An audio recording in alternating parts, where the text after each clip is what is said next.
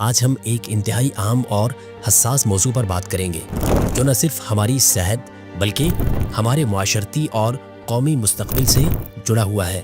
ہم بات کر رہے ہیں پولیو وائرس اور خاتمے کے لیے ویکسینیشن کی اہمیت کے بارے میں۔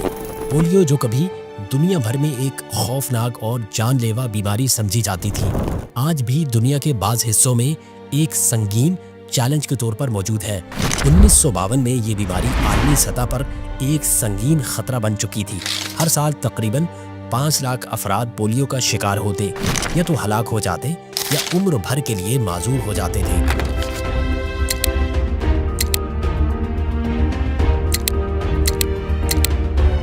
پولیو کا وائرس عام طور پر بچوں کے جسم میں داخل ہوتا ہے، خاص طور پر ان کے دماغ اور اعصابی نظام کو متاثر کرتا ہے، جس کے نتیجے میں وہ زندگی بھر کے لیے معذور ہو جاتے ہیں۔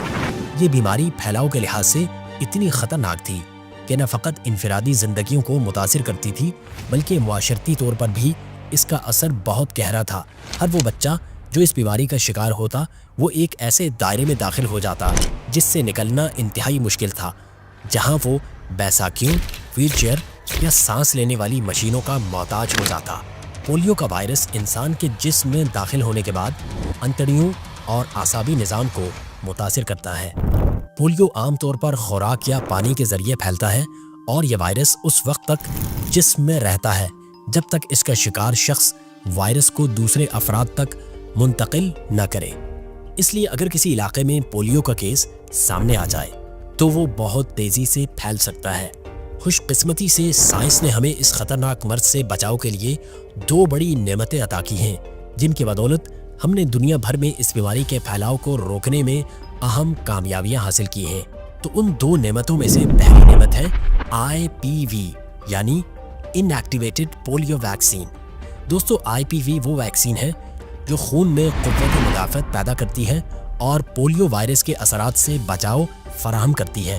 یہ ویکسین ایک انجیکشن کے ذریعے دی جاتی ہے اور اس کا مقصد جسم میں وہ قوت مدافعت پیدا کرنا ہے جو وائرس کے حملے سے بچا سکے۔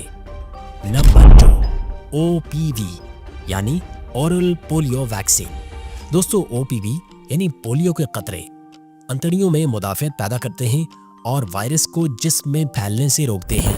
یہ ویکسین بچوں کو قطروں کے ذریعے دی جاتی ہے اور ان کا مقصد وائرس کو پھیلنے سے روکنا ہے۔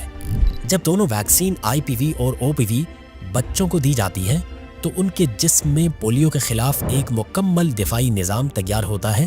یہ نہ صرف بچوں کو پولیو سے محفوظ رکھتا ہے بلکہ ان کے ذریعے وائرس کے پھیلاؤ کو روکنے میں مدد ملتی ہے۔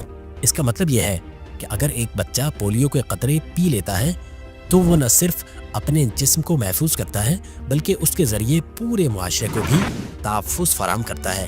دوستو، افسوس کی بات ہے کہ 21ویں صدی میں پولیو وائرس نے نئی شکلوں میں دوبارہ سر اٹھانا شروع کیا ہے۔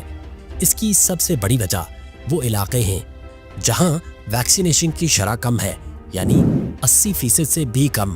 ان علاقوں میں جب بچوں کو ویکسین نہیں دی جاتی تو پولیو وائرس دوبارہ طاقت پکڑ لیتا ہے اور پھر سے پھیلنے لگتا ہے۔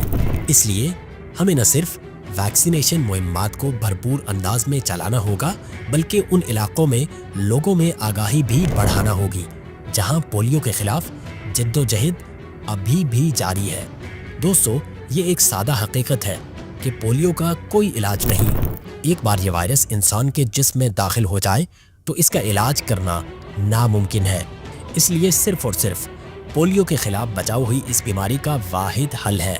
ویکسینیشن کے ذریعے ہم اپنے بچوں کو اس مہلک بیماری سے بچا سکتے ہیں اور یہ ہماری قومی ذمہ داری ہے کہ ہم اس لڑائی میں اپنا کردار ادا کریں۔